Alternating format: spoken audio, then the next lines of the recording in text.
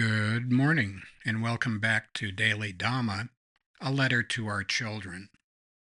Today is May 23rd, and our reading is Via Negativa.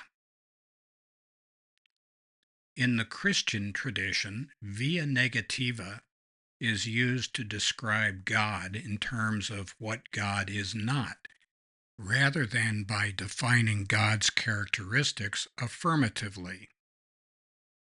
It has much older roots, however.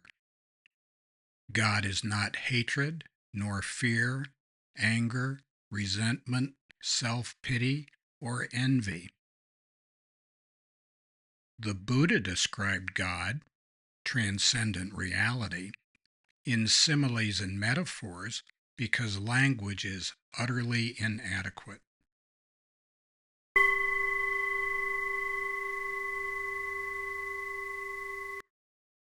We often hear a God of our understanding, and we say that sometimes too, but it's just as accurate to say a God of our total misunderstanding. What kind of a deity would it be if I could describe it to you? I couldn't pick God out of a lineup if I had to. But we see the operation of God in our lives. When God is in our life, things go one way, and when God is not in our life, things go a completely different way. And if the term God upsets you, try Gus or good orderly direction or grace over drama or any of a number of other formulations that are a little more avuncular and happy sounding.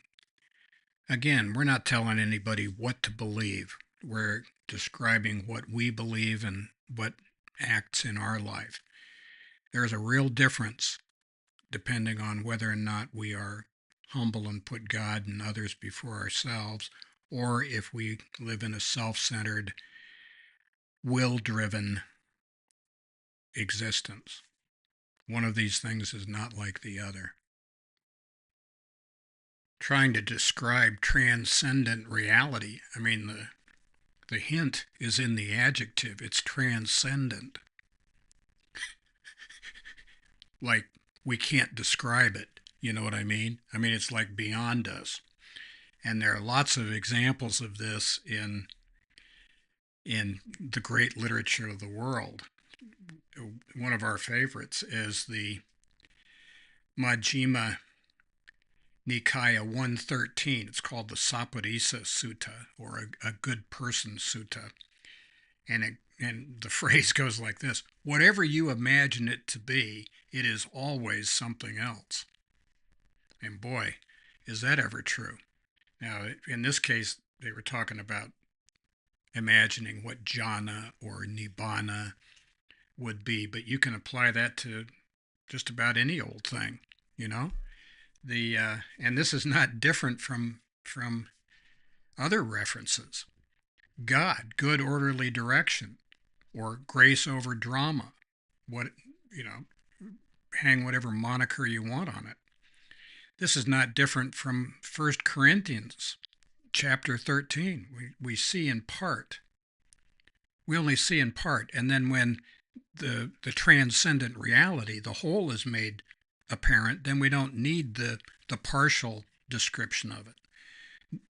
Proverbs talks about it, Solomon, and God sees our hearts. Jeremiah said the same thing. Job said the same thing.